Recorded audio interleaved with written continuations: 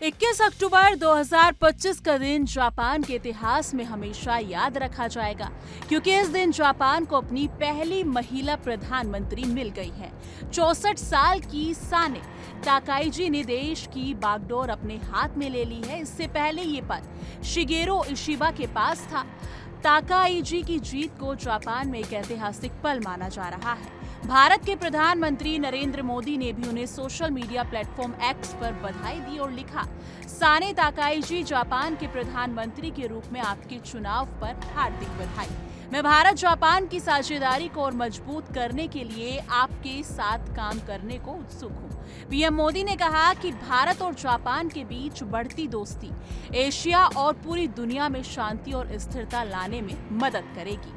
साने ताकाईजी का जन्म 1961 में जापान के नारा शहर में हुआ था। बचपन से ही वो बहुत तेज और जिद्दी स्वभाव की थी। उनका सपना था कि वो राजनीति में आए और अपने देश के लिए कुछ बड़ा करे।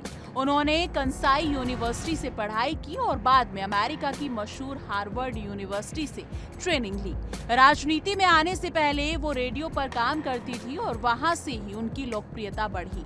लोगों को उनका बोलने का तरीका और आत्मविश्वास बहुत पसंद आया। 1993 में वो पहली बार संसद के लिए चुनी गई और फिर लगातार राजनीति में आगे बढ़ती गई। लेकिन ताकाईजी का रास्ता आसान नहीं था। उन्हें अपनी सोच और विचारों की वजह से कई बार आलोचना का सामना करना पड़ा। वो जापान की दक्षिणपंथी राष्ट्रवादी सोच वाली नेता मानी जाती हैं। उनका मानना है कि जापान को अपनी सुरक्षा और सैन्य ताकत बढ़ानी चाहिए। उन्होंने चीन और उत्तर कोरिया के खिलाफ कई बार सख्त बयान दिए हैं।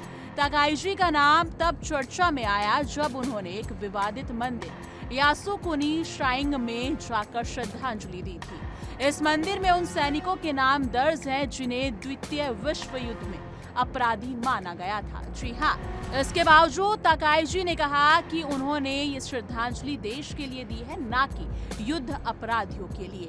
राजनीति के साथ साथ ताकाईजी का ध्यान देश की अर्थव्यवस्था और टेक्नोलॉजी पर भी रहा है। उन्होंने जब मंत्री के रूप में काम किया तब जापान में डिजिटल टेक्नोलॉजी, आर्टिफिशियल इंटेलिजेंस और स्पेस प्रोजेक्ट्स को आगे बढ़ाया। उनका सपना है कि जापान फिर से एक मजबूत और दुनिया की अग्रणी ताकत बने। अब बात करते हैं उनकी ऐतिहासिक जीत की। 21 अक्टूबर को जापान की संसद के निचले सदन में चुनाव हुआ। ताकाईजी को 237 वोट मिले, जबकि उनके विरोधी योशिहिको नोडा को सिर्फ 149 वोट मिले। उन्होंने पहले ही राउंड में बहुमत हासिल कर लिया और किसी दूसरे राउंड की जरूरत ही नहीं पड़ी। इस तरह वो बन गई जापान की पहली महिला प्रधानमंत्री।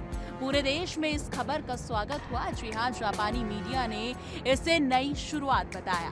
भारत और जापान के रिश्ते हमेशा से बहुत गहरे रहे हैं। जापान भारत के कई बड़े प्रोजेक्ट्स में मदद करता रहा है, जैसे Mumbai Ahmedabad bulletin train project और कई हाई टेक इंडस्ट्रियल कॉरिडोर।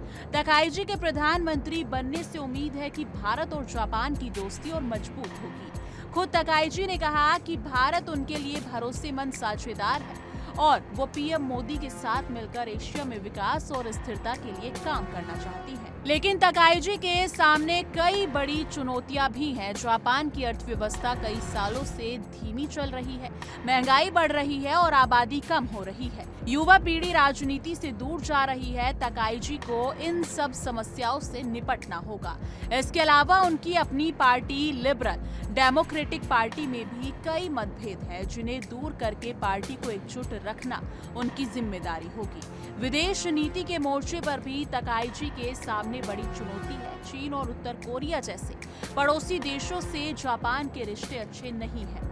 ताकाईजी को देश की सुरक्षा को और मजबूत रखते हुए अंतर्राष्ट्रीय रिश्तों में संतुलन बनाना होगा।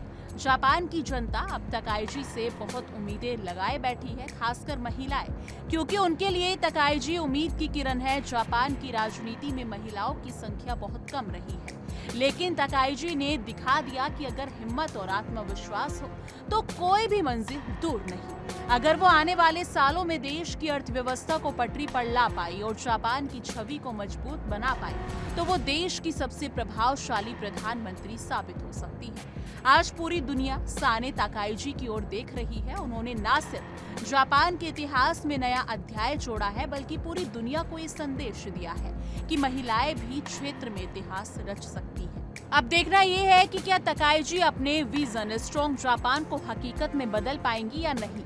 लेकिन इतना तय है कि जापान की आयरन लेडी अब दुनिया की सबसे ताकतवर नेताओं में शामिल हो चुकी है। इस मुद्दे को लेकर आपकी क्या राय है, कमेंट सेक्शन में जरूर साझा कीजिएगा।